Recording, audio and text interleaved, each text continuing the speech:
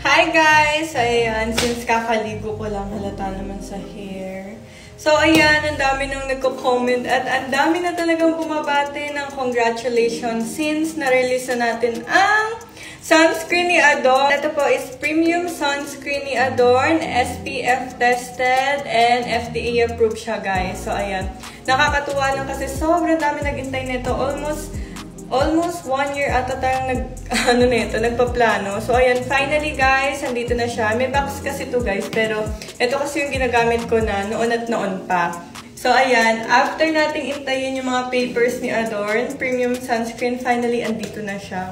Sobrang happy ko kasi sobrang daming nagustuhan yung texture, yung packaging, yung ating mga ingredients sa likod. So, ayan guys, finally, eto na siya. Happy ko lang din talaga guys kasi kasabay siya ng birthday ko kahapon. So, ayan.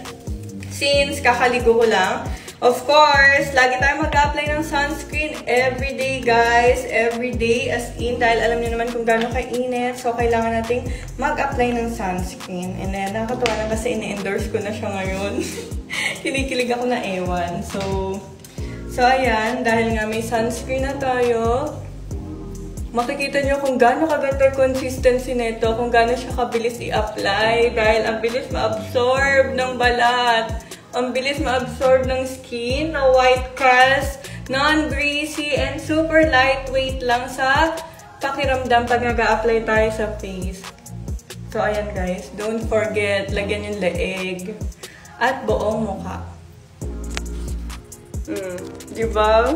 Sobrang nakaka-touch lang, guys. And ayun na nga, guys. Available na din to sa aking TikTok shop. Dito sa aking TikTok account. Check nyo lang. So, hindi pa tayo nakakapag-live. Pero andyan na siya.